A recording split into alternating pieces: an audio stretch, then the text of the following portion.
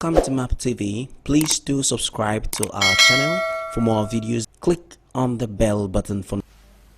When this happened in Benue, we thought it was the Muslims against the Christians. It happens in Jos, we thought that well. So what was Zamfara? What of Kaduna? So I think the fight against this insurgency should be a responsibility and not something government alone would do. So these people are taking advantage of the disunity amongst all of us, either on tribal basis, religious basis, political basis, and so you don't have a unified force as a nation to fight this battle. And it is unfortunate that our nation does not know when to play politics and when to stop politics. Because if we come together across party line, across religious line, across ethnic groups, and fight these insurgents, it will end. But some people, to them, it's a plus. The moment that people are killed in Zamfara because they think it will give them a political advantage, they celebrate it. This is where I don't understand what kind of country is Nigeria. In a civilized world like America, they will know when to come together. If this happened in America, parties will disappear, religion will disappear, tribes will disappear, and they focus and deal with this matter. But how can you deal with a matter where people are divided? So there's complete division in this country, along political line, along religious line, ethnic line, tribal line, business line, whatever you have. Now, take for instance, even the party as a party, if we are going to battle now, what's the strength the party will use to fight? It's so scattered. It's scattered because a lot of injustices and what have you. So sometimes they make it look like a presidential thing, gentlemen. When somebody is hot, it's the nation that is hot. And it's not one man, it's not the president or the presidency. So we must begin to find a solution as a people, working together. Because these are human beings, these are not spirits that are fighting us. So they are traceable where they come from. So let me say something that you can easily, maybe just a follow-up.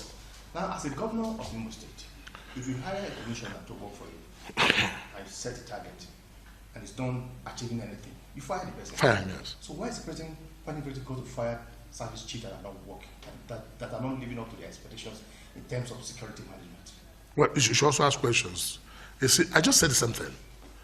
What if you fire the service chief and you bring another person, the same recording decimal, you bring another person, how many IGs have you fired in this country?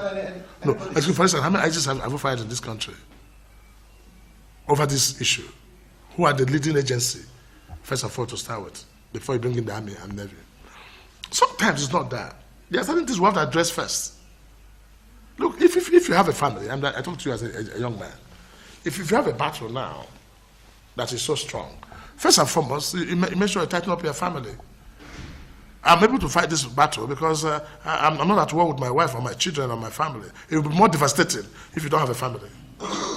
So first of all, Nigeria should be a family to fight this battle, not appointing who is there, because the service chiefs are about a person. What if you remove the service chief? What's the guarantee that the new service chief will take care of the matter? So it's beyond that, gentlemen. It's beyond that.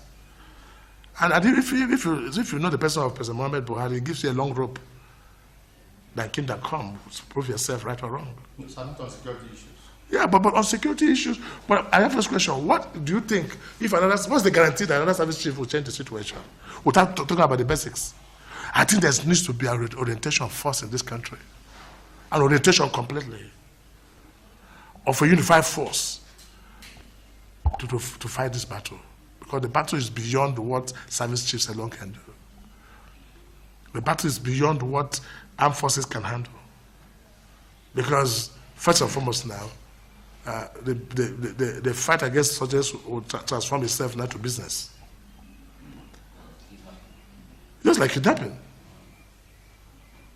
When it started in the southeast, I'll give you an example how I sorted out this issue of kidnapping in Imo State.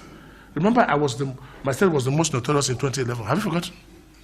So no judges have cared to ask me, what did Rochas do to stop kidnapping? That's how to solve a nation's problem. And when I started fighting the insurgents, first of all, somebody that fixed something for the River State government then was giving me a bill of 3.4 billion to set up gadgets, cameras to catch them when this would drone to go around. That was too scientific. But I knew I didn't have the money. And if I engage that contract, I will not pay salary for 1 year. What did I do? It's for simple. Vision. All the autonomous committees in Imo State, 600 and something of them, I made the SS, chief security officers. I set up a community government council. So there's, after federal, state, local, I have a community government working in Imo State. And each of them is charged with responsibility to fight crime without arms. First of all, information is key. We lack adequate information on the activities of the Boko Haram and the kidnappers.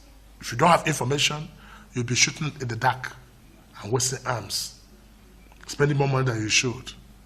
When I set up this community government council, it changed the story in Imo State. Within a few days, I began to see results. I developed what's called a black book. In my black book, they got me all the names of the criminals while protecting the traditional rulers. It became a personal matter between me and security agencies. Now information came. We even had to know about somebody who built up something in his roof where he disappears, and he's a kidnapper. So the day we led the operation to go and get the gentleman, the payloader that was there, they said the man had disappeared. The man told us, if the man disappeared, we should continue and bring down that house. As we do that, the man came out like a rat. Information. But I would have spent money about 20 million, hiring army, police, allowance, overnight allowance, lane siege. Meanwhile, the man is eating food upstairs there for 1 year. So information is not there. And that is the major problem of the nation's insecurity. As the chairman of the APC government, the federal government is blocking the governors from having access to local government account.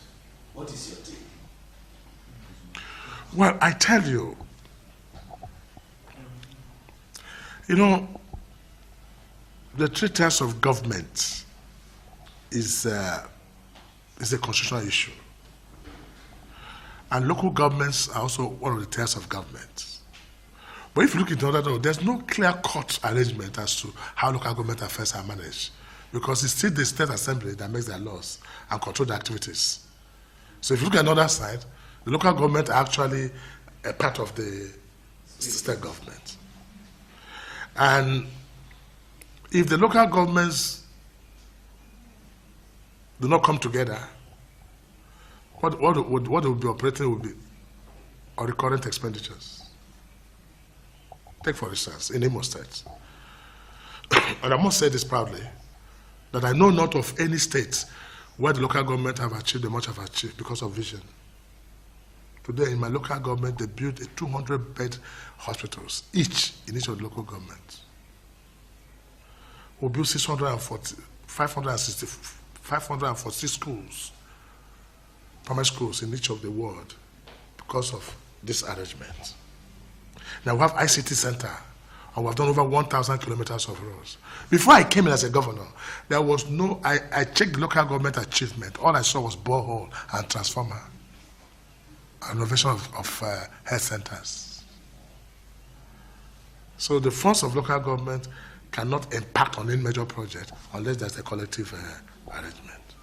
But again, I think the idea of federal government or the FIU in this matter is because of the perceived corruption that takes place using the system. But as it is, I think there should be a better clear-cut issues as to the autonomy of the local government based on the constitutional provision.